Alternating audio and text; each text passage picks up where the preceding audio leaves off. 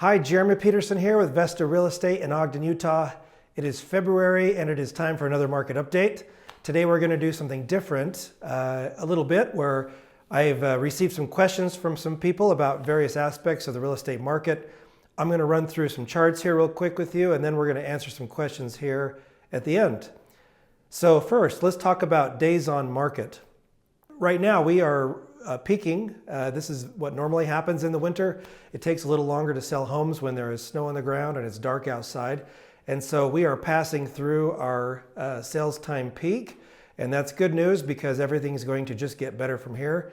Once we hit daylight savings time in March and the snow melts, we will see sales times shortening and sales will certainly speed up from here. So that's good news. It's only better from here. Let's take a look at our affordability chart.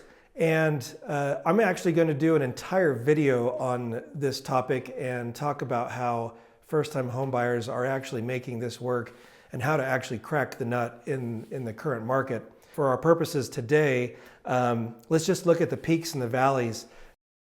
Now, this is mortgage payments, right? So this is how much you can expect to pay monthly on a 30-year mortgage at prevailing prices. With prevailing interest rates, and this is on a 2,000 square foot home for our purposes here.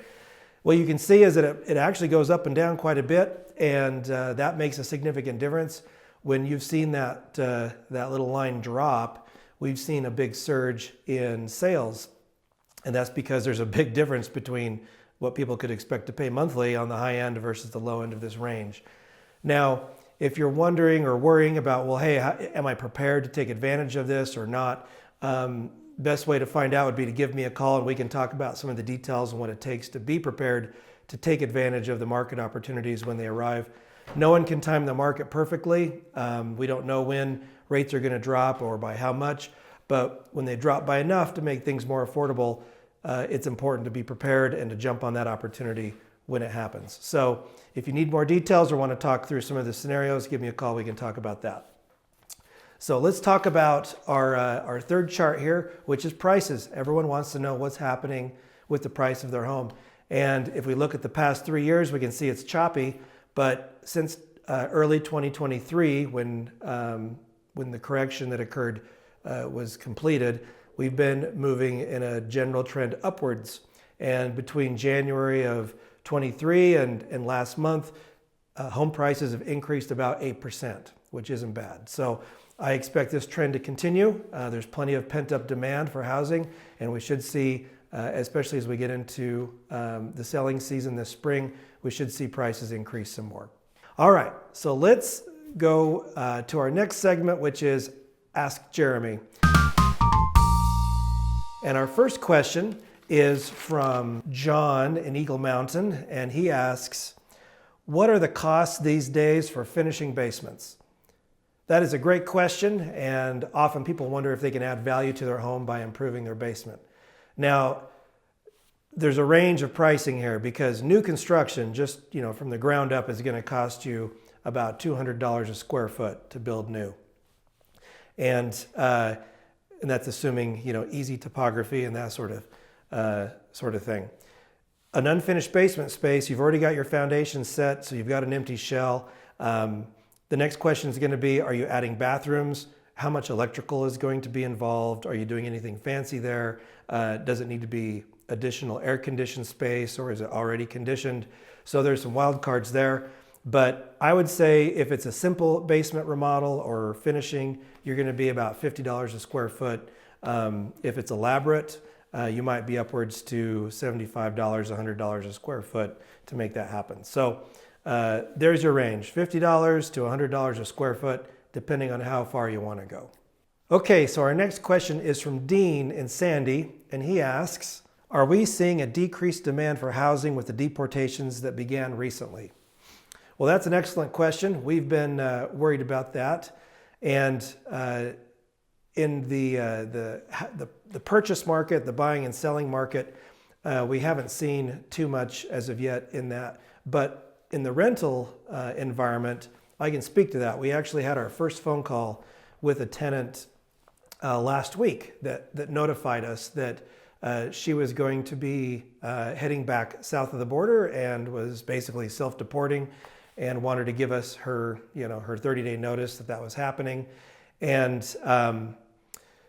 this is a little bit unusual in the sense that a lot of folks that are undocumented or whatnot may not necessarily find themselves on a lease agreement, but they might be living with a relative who is on a lease. And we've often found that where we go in for inspections, we do our semi-annual inspections with our units, and we go in there and we find that there might be somebody that was not on the lease agreement staying, and especially if it's an immigrant family, documented immigrant family, it might be somebody who's not documented staying with them. And so what might happen is we see those folks who are kind of in the shadows leaving, but if we don't know they're there yet, they might be gone before we find out. So that it might be kind of a quiet thing that happens in the background for most folks. Almost all of our portfolio, except for a couple tenants, are documented. So, okay, so we have a couple more questions, and some of them are a little bit related here. Our next one is from Scott in Ogden, and he says, is there any legislation on freezing property taxes like they have in California? With the increasing value of real estate in Utah, retired individuals on fixed incomes will eventually be taxed out of their homes. And this is a real phenomenon. We saw this actually happen up in Ogden Valley. Years ago, as it became more of a resort community, a lot of the longtime folks that had been there were simply just priced out because values increased. And that is now coming onto this side of the Wasatch Front, and we're beginning to see that. So with legislation, I am aware of one bill, actually from a representative from Ogden Valley, who is running the bill. I believe it's currently in the Rules Committee and has been there for quite some time, so I'm not sure what the prospects are for that. We will see. Another question that came out earlier from another viewer is asking about legislation that's going to be making it easier to help get into homes this next cycle. And when I checked, there was about 15 to 20 bills related to real estate affordability issues. And so with so many out there, some of them have already failed, some of them are in the process. I'll do a video on the whole legislative issue after the session's over, and we can talk about what the new laws are going to be and how that's going to work. So look forward to that in the future. There were many other questions that were asked. I don't have time to answer them today, but I will incorporate them into additional videos in the future. If you have a question, I want to hear it, put it in the comments below, send me a direct message, text me, email me, however you want to ask your question, let me know, and we'll incorporate that into a future video, and we'll talk more about real estate. In the meantime, if you need to buy or sell a home in this market, or you have property management needs, give me a call. I'll be glad to help you out. Thanks for tuning in.